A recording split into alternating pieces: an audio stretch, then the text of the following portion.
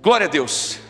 Mas queridos, nessa noite eu quero meditar com vocês sobre algo que na verdade eu comecei meditando hoje de manhã na nossa live. Quem pôde acompanhar a live da manhã? Levanta a mão. Ah, que bênção, glória a Deus. Vamos aplaudir a Jesus aí. Glória a Deus, louvado seja o nome do Senhor. Anota aí o título então dessa mensagem: o passado já passou, não olhes para trás.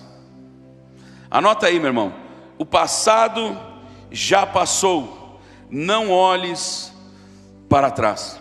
Queridos, eu trouxe essa mensagem hoje de manhã, na live da parte da manhã, e eu recebi uma enxurrada de e-mails, de mensagens. Eu não dei conta de atender todo mundo, não tinha como, da quantidade de pessoas que se viram nessa situação. Qual situação? Pessoas, escute o que eu vou falar, olha só: o passado já passou, não olhes para trás. Querido, se nós tivéssemos a ideia da quantidade de pessoas que talvez estejam aqui hoje à noite, aqui nesse lugar, que vivem uma vida no presente, mas que são diretamente influenciados pelo passado. Alguém vai dizer: mas pastor, todos somos. Sim, mas alguns se permitem ser influenciados positivamente e outros, infelizmente, negativamente. Passado todos nós temos, queridos. Olha para a pessoa que está ao seu lado e diga: passado, todo mundo tem o seu. Amém, igreja? E é óbvio que no passado, queridos, todos nós tivemos momentos ruins e momentos bons. Só que o problema, queridos, não é o fato de termos tido problema, ou vamos dizer, momentos bons e momentos ruins.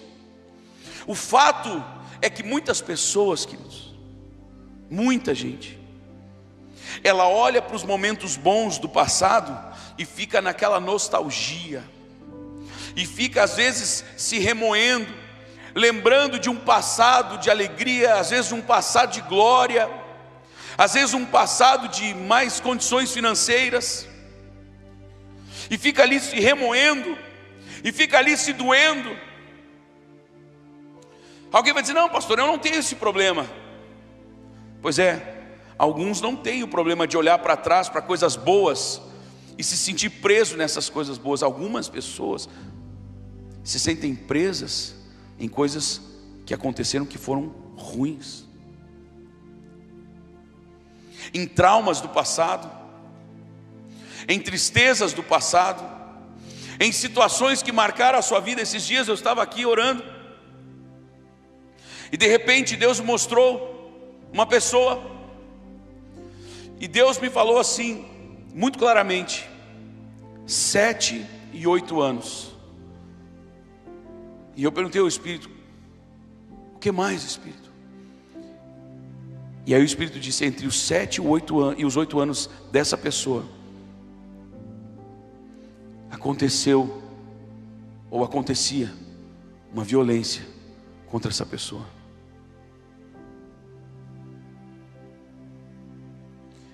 E de fato, quando oramos, houve toda uma demonstração de alma e obviamente espiritual, de que aquela pessoa ainda estava atada àquilo. Queridos, eu não estou falando que nós vamos, depois dessa noite, ou depois de orar junto com vocês, que nós não vamos mais, nós vamos aqui aplicar uma amnésia espiritual, onde você nunca mais vai lembrar das suas dores e tampouco das suas alegrias. Não é isso. Mas o que Deus vai destruir nas nossas vidas nessa noite serão gatilhos, serão ligações de alma que às vezes prendem as pessoas e não deixam elas avançar.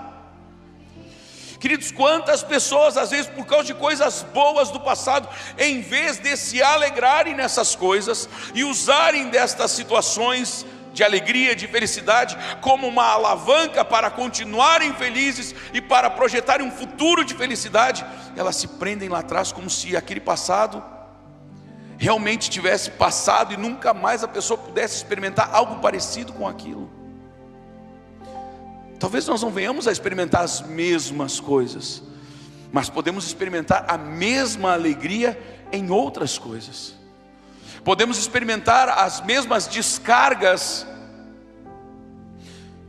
dentro do nosso organismo, de hormônios que trazem a felicidade, que estimulam a felicidade, a alegria, a euforia, em outras situações. Você está me ouvindo? Diga amém. Quantas pessoas às vezes estão presas a um passado por causa de alguma perda? A pessoa perdeu. Gente, infelizmente todos nós vamos perder entes queridos.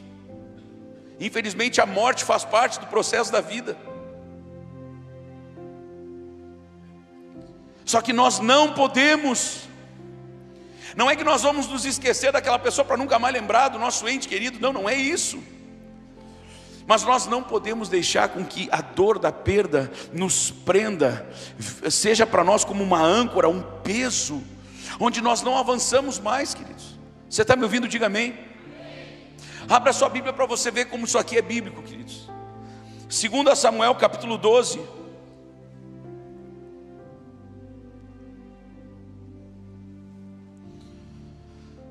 Grave isso, o passado já passou. Não olhes para trás.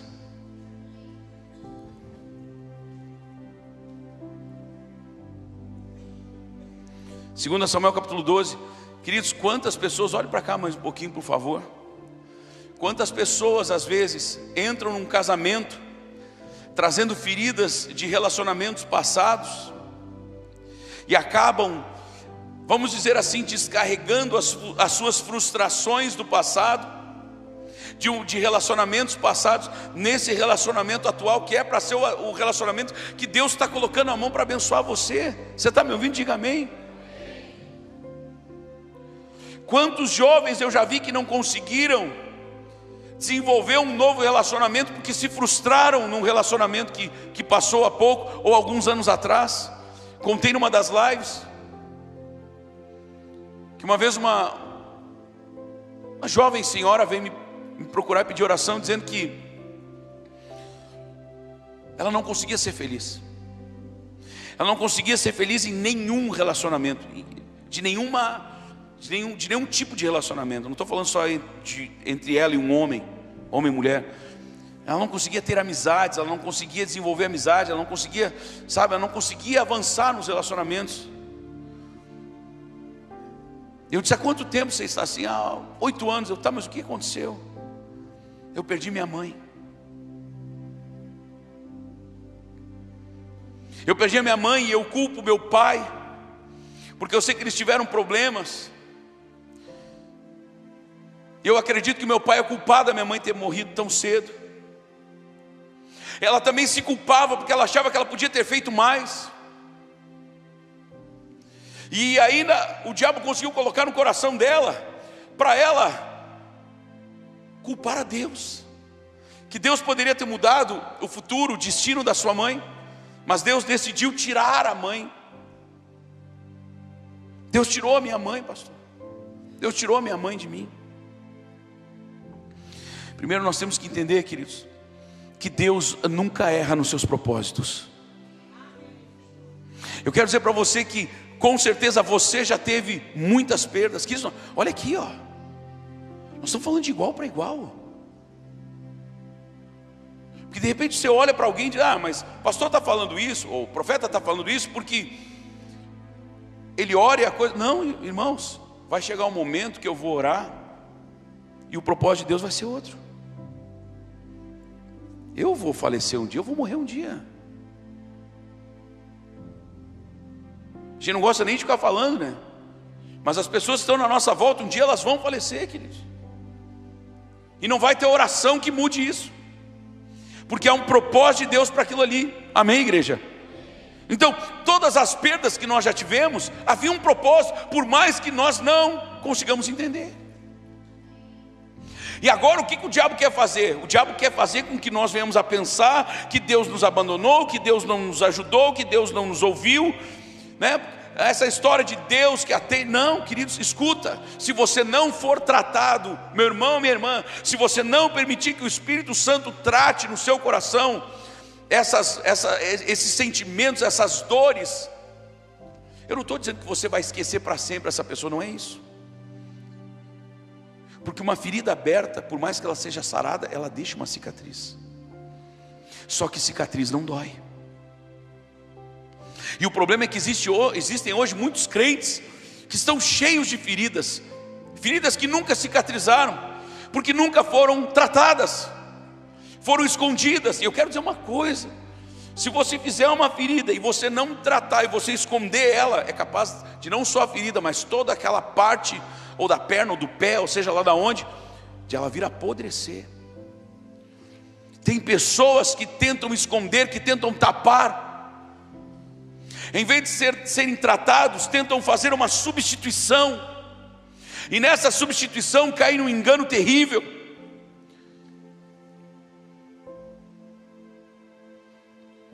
E isso é tapar uma ferida. E às vezes essa ferida, queridos, não tratada, não é só ela que apodrece. Olha o que a Bíblia fala aqui, 2 Samuel capítulo 12, versículo 15. Ou melhor, ele já é na segunda frase do 15.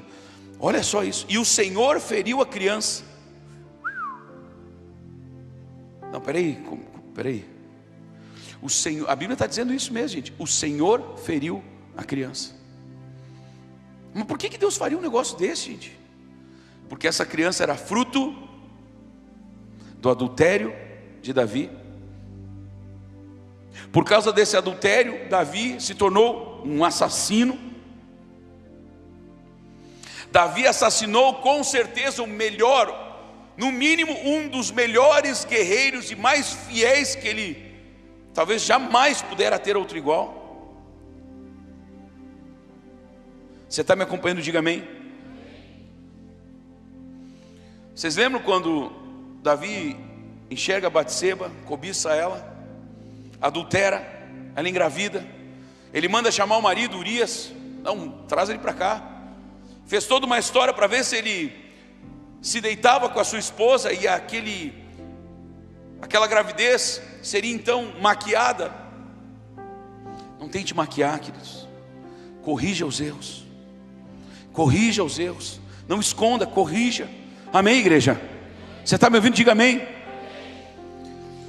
Aí o que acontece? Sabe o que acontece? Urias era tão fiel, não só ao rei, mas aos seus amigos, que ele pensou: não, mas peraí, cara, os meus colegas, os meus irmãos, os meus amigos estão tudo lá no campo de batalha. Eu não vou nem dormir na cama com a minha esposa. Não é que eu não vou me deitar com ela, não, eu não vou dormir com ela. Ele dormiu na rua, gente, para dormir igual os amigos dele, os companheiros dele de guerra. Olha, a loucura do pecado de Davi fez com que o próprio Davi literalmente matasse um homem desse calibre. Então, obviamente, queridos, só para a gente entender, não é que Deus foi lá e disse: agora vou matar essa criança. Não, queridos. Só que como Batseba sendo a mãe, Davi sendo o pai, eles eram quem? Isso nós vamos falar bastante no seminário de libertação. Eles eram aqueles que tinham o poder, a legalidade de trazer a bênção ou a maldição sobre uma criança ou sobre a criança. É por isso que às vezes as pessoas falam: mas se Deus é Deus, se Deus é tão bom, por que tem tanta tragédia? Por que tem tanta criança passando fome? É simples, meu irmão. Porque a tendência das pessoas é culpar Deus. Se Deus fosse bom, não tinha tanta criança passando fome, não tinha tanta criança na miséria. Porque que culpa uma criança tem? Não é a criança, queridos, mas aquele que era o responsável legal, o pai e a mãe. Por suas decisões, aquilo veio acontecer. Não, pastor, peraí, tu está errado, tu não conhece. O problema não foram os pais, foram os avós. Voltamos no mesmo ciclo. Se você, pai, hoje corrigir, se eu como pai corrigir a minha vida e andar com Deus, o que vai acontecer? Deus vai abençoar meus filhos. Se eu quiser agora ficar revoltadinho, não quero mais saber de igreja, estou fora, já era. Não vai ser só eu que vou colher isso, os meus filhos vão colher, a não ser que eles se posicionem. Você está entendendo isso, meu irmão? Sim ou não? E aí quando a pessoa se posiciona, aí sim aquilo é finalizado. Mas o que aconteceu aqui? Olha só. Então a criança adoeceu gravemente, buscou Davi a Deus. Olha só, queridos. Buscou Davi a Deus pela criança, jejuou Davi e vindo passou a noite prostrado em terra. Então os anciãos da casa se achegaram a ele para o levantar da terra, porém ele não quis e não comeu com eles.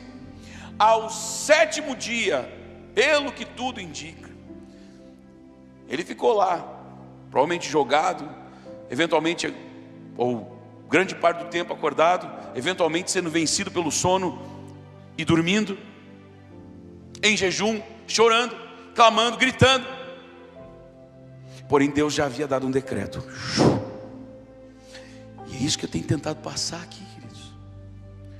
Que esse evangelhozinho furado aí que contam por aí, que não tem problema errar, porque afinal Deus nos ama como a gente é. Não, isso não tem problema, queridos, tem problema sim. Todo erro que nós cometemos, queridos, existe ou vai existir uma consequência, uma repercussão espiritual. Você está me ouvindo? Você sabia que o piano é um instrumento de percussão? Ah não, é um instrumento de corda, não é de percussão. Porque quando você bate a tecla, tem um mecanismo que vai lá e aciona um martelinho, como é que é o nome daquilo? Um martelo, né?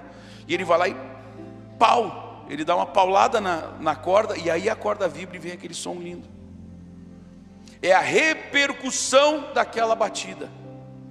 Então nós temos que entender que as nossas ações e reações no âmbito físico, elas têm uma repercussão espiritual.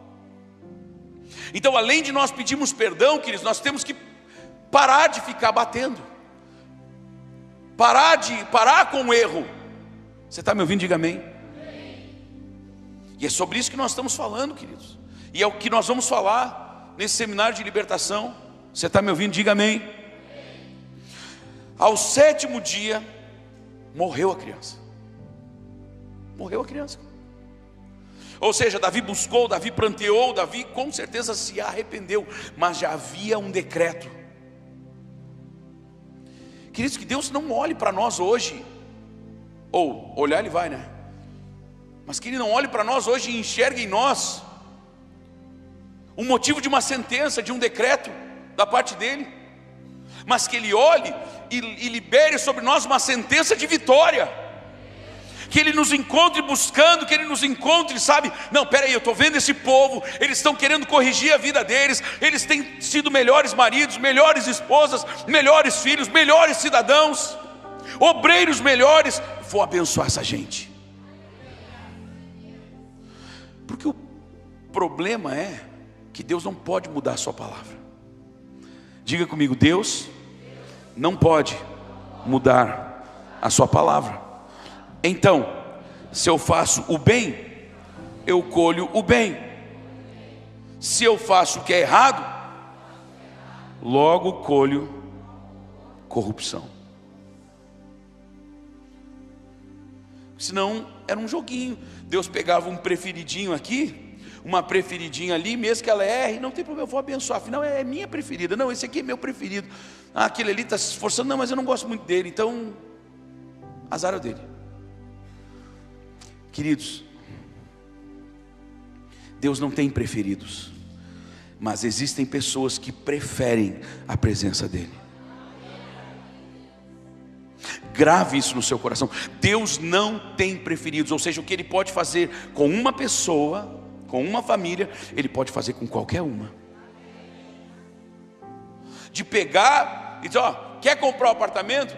Não tenho dinheiro.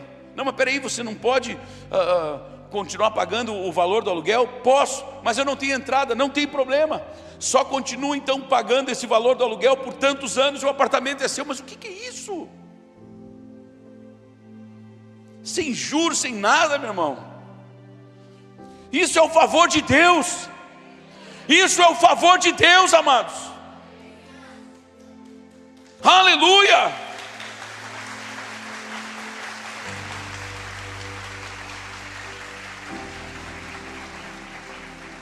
Plantaram, colheram. Levante a sua mão e diga: quem planta, colhe. Queridos, infelizmente Davi estava colhendo aqui. o que Ele mesmo plantou. Só que olha, nós vamos agora voltar para aquilo que nós iniciamos. A questão de eu não ficar preso ao passado, nem por coisas ruins, tão pouco ou muito menos por coisas, não por coisas boas, e tão pouco ou muito menos por coisas ruins. Você está comigo? Diga amém.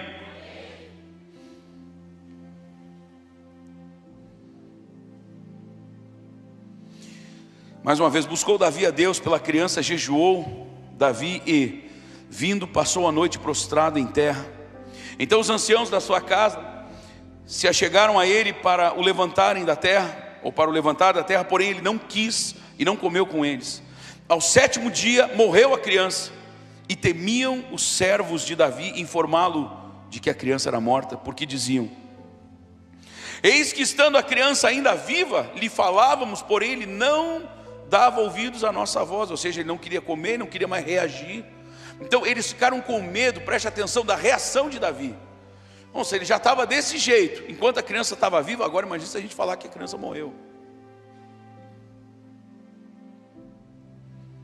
Como, pois, lhe diremos que a criança é morta? Porque mais se afligirá. Viu, porém, Davi que os seus servos cochichavam uns com os outros, e entendeu que a criança era morta. Pelo que disse aos seus servos: é morta a criança? Eles responderam: morreu. Qual seria a tendência natural de Davi? Se queixar, murmurar, entender que Deus não havia aceitado a oração, não havia ouvido o seu clamor. Teoricamente ele tinha que se revoltar com Deus, que é o que a grande maioria das pessoas fazem.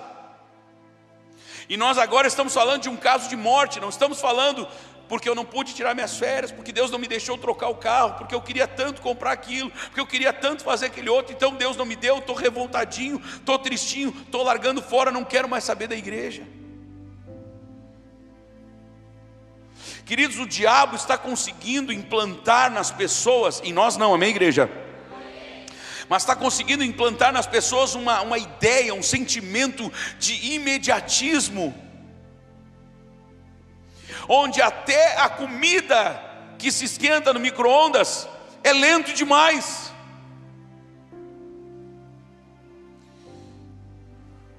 A pessoa manda o WhatsApp, se o outro lá do lado, se o pastor não olhar, mas eu vi que ele estava online.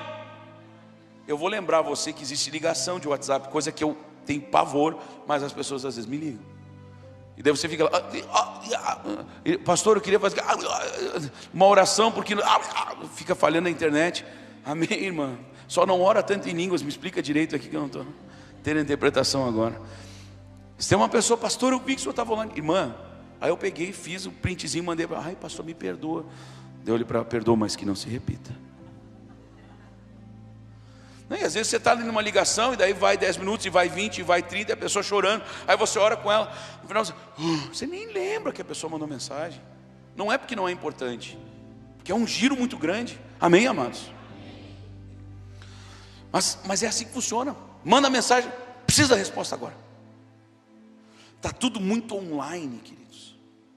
Só que, apesar de estarmos online com Deus o tempo todo, tem respostas de Deus que não virão assim.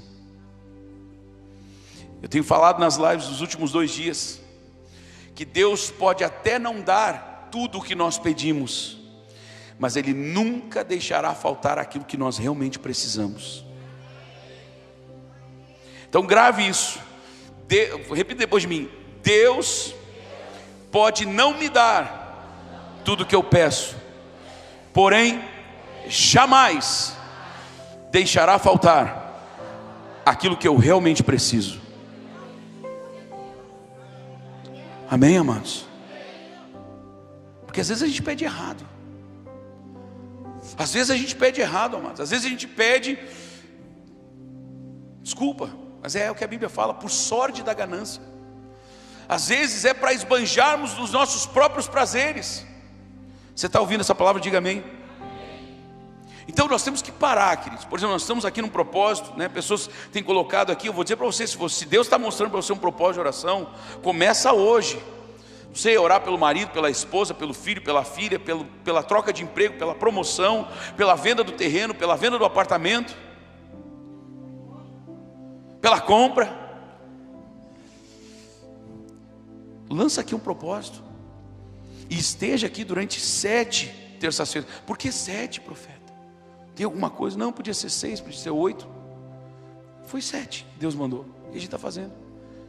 Coloque aqui, apresente diante de Deus e diga: Deus, são 7 semanas. Eu vou estar aqui há 7 semanas. Porém, no meu coração, eu estou disposto a orar até que. Entenda uma coisa: Deus nunca vai nos dar aquilo que nós não estamos dispostos a buscar. Ouviu essa? Olhe para a pessoa que está ao seu lado e diga: Deus nunca vai nos dar aquilo que nós não estamos dispostos a buscar.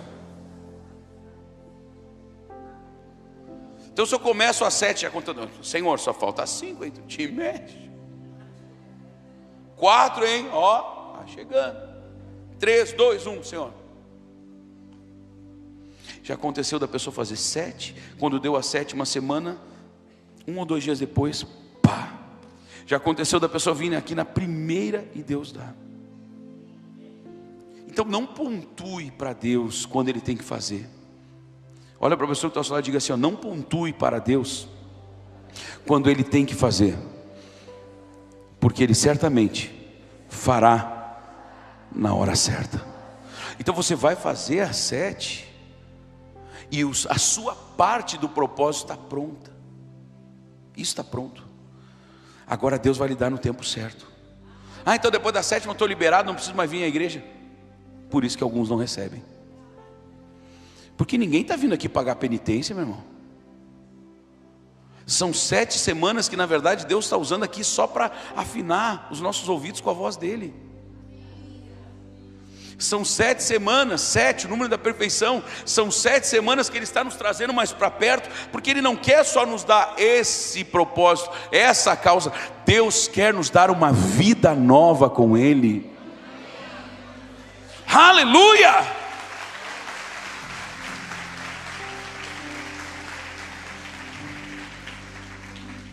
Então talvez a tendência natural de Davi era berrar, chorar: estou fora, não quero mais saber desse negócio. Mas o que ele fez, queridos? Diga: Ele fez o que Deus realmente espera que façamos. Versículo 20: então Davi se levantou. Primeira coisa que você tem que fazer hoje, meu irmão, é se levantar em Deus. Talvez o diabo conseguiu prostrar você, não por causa de um fracasso, mas por causa da espera. Deus quer que você faça. Ei, escuta essa frase, porque é alinhamento profético para a sua vida, para a minha vida. Deus quer que o processo da espera seja prazeroso para nós, porque afinal a vitória já está garantida. Olha para a pessoa que está ao seu lado e diga assim: ó, aprenda a curtir o processo. Queridos, eu tenho palavra de Deus desde a minha infância, de que eu estaria à frente de um ministério com milhares de pessoas.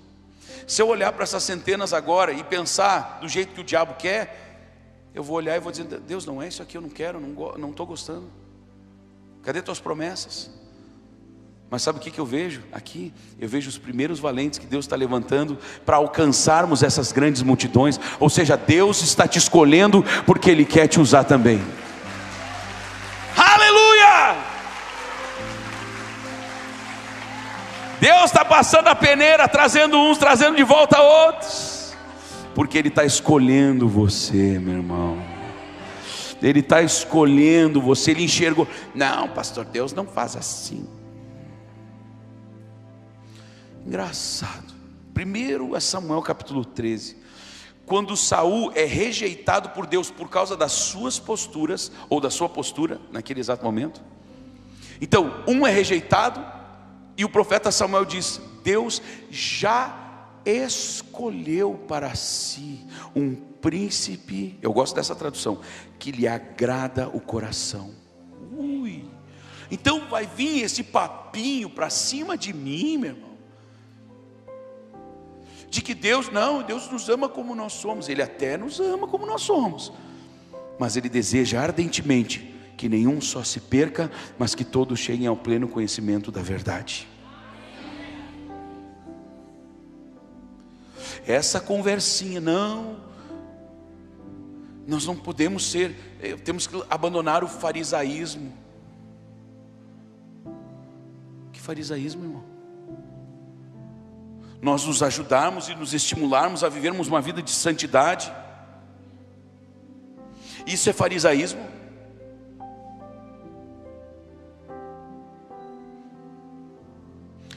Eu entendo isso como paixão pela presença de Deus. Eu entendo isso como paixão, sede e fome por mais de Deus. Amém, igreja?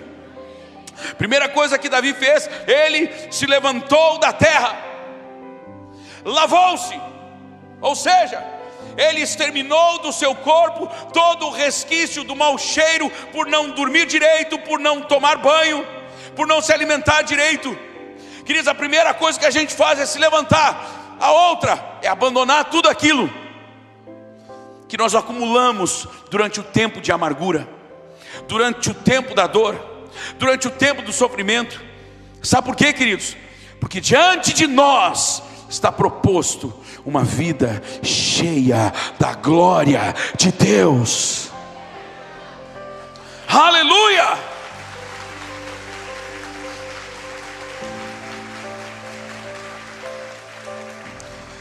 Levantou-se, ou seja, aquele que estava morto,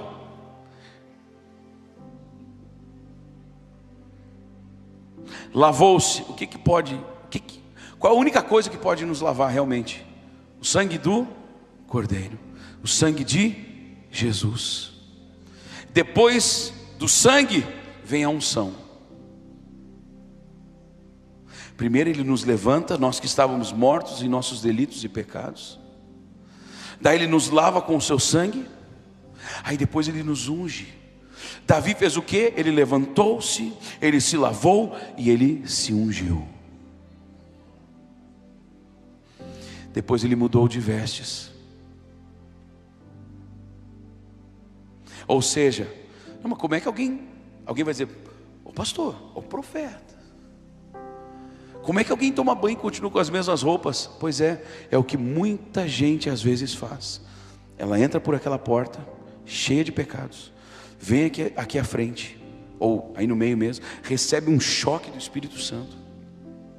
Deus levanta a pessoa daquele quadro de dor e de sofrimento. Ele recebe na hora um lavar regenerador do sangue do Cordeiro. Ele recebe sobre si, por isso ele arrepia, ele chora, ele cai, a unção do Espírito Santo. Só que quando sai por aquela porta, volta a vestir as vestes do passado, as vestes do pecado. Deus não quer que continuemos igual. Deus quer que vistamos vestes limpas, vestes novas, vestes de louvor.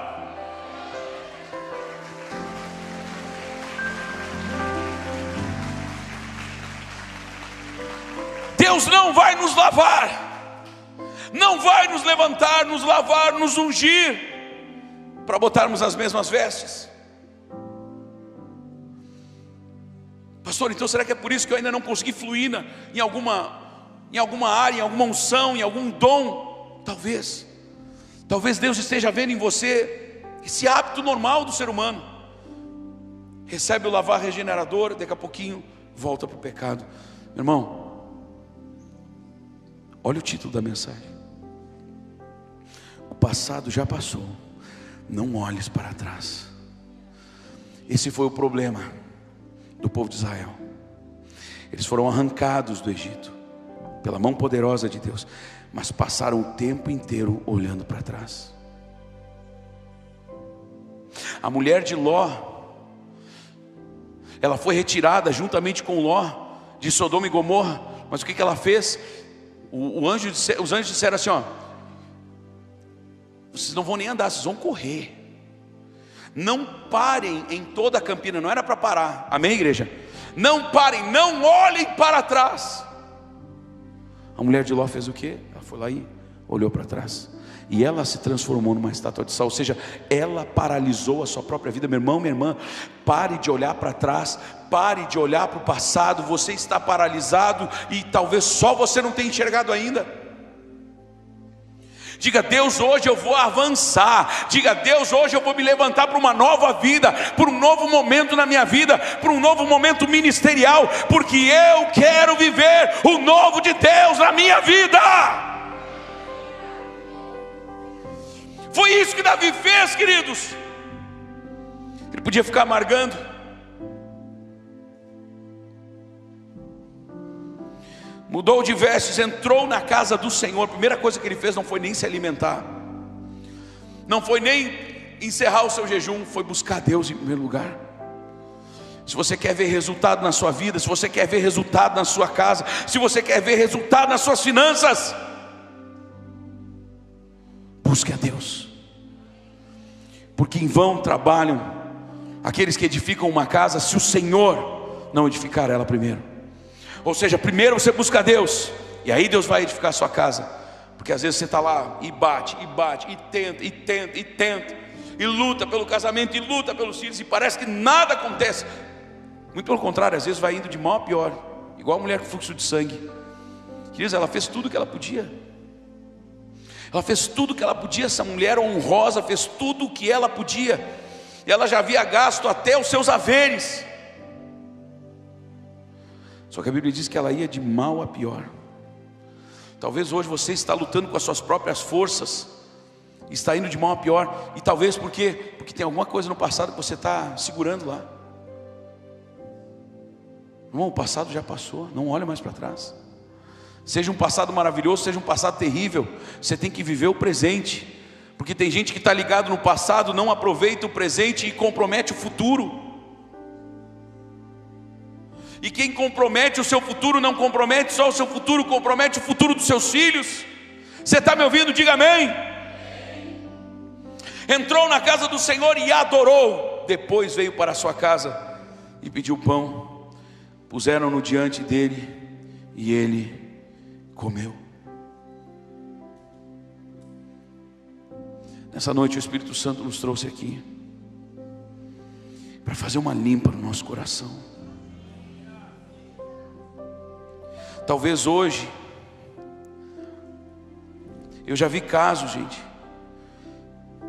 de pessoas que não sabem o porquê. Nós vamos falar muito sobre isso no seminário de libertação. A pessoa não sabe porquê, mas quando ela vê uma criança, ela sente vontade de dar um descanso, de fazer a criança chorar, sabe? Talvez ela não tenha consciência, mas fizeram isso com ela quando ela era bebê. E lá dentro, ela tem isso enraizado.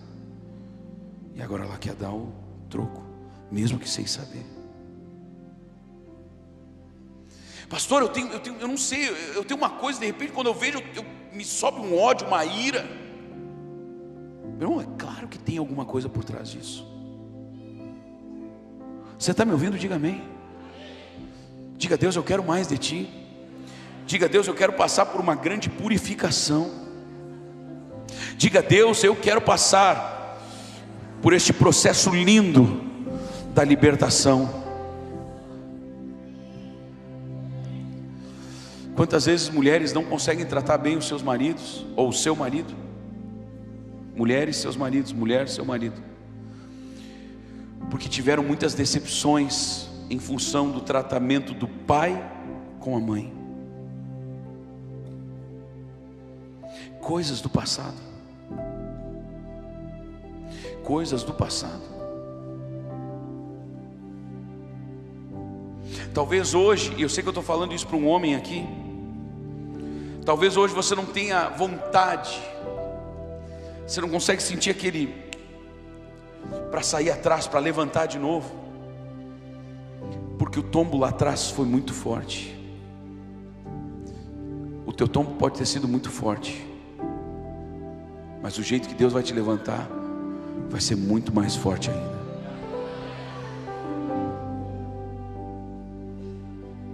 Você não pode agir hoje em função de frustrações, de dores. O que tem que nos governar, nos guiar, nos dar a direção, o norte, hoje, é o Espírito Santo de Deus. E é por isso que você está aqui. E esse Espírito, ele vai vir sobre você agora. Esse Espírito, queridos, eu tenho pessoas aqui dentro que sabem exatamente o que nós passamos como igreja aqui há uns anos atrás. Pessoas que viram de perto, e depois de passarmos pelo que passamos, ainda entrou a pandemia. Humanamente falando, nós tínhamos tudo para simplesmente pensar: olha, Deus não está com a gente, ou realmente o que falavam estava certo e nós é que estamos tudo errado.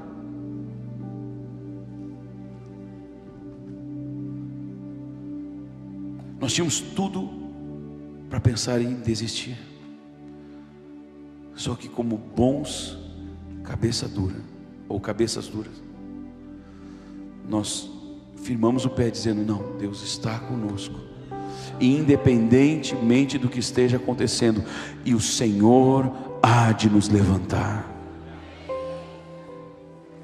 Talvez você viveu coisas terríveis na sua vida, e você já pensou várias vezes em desistir, e talvez hoje você fique nessa, sabe como diz o termo bíblico, né?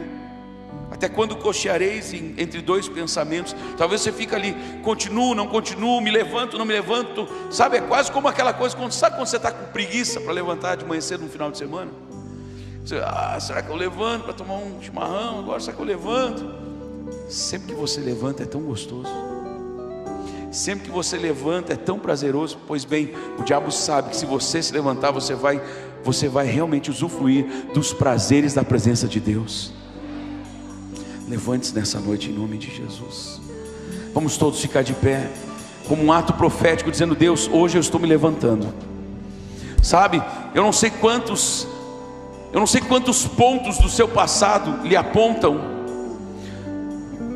Talvez coisas muito boas, talvez coisas muito ruins.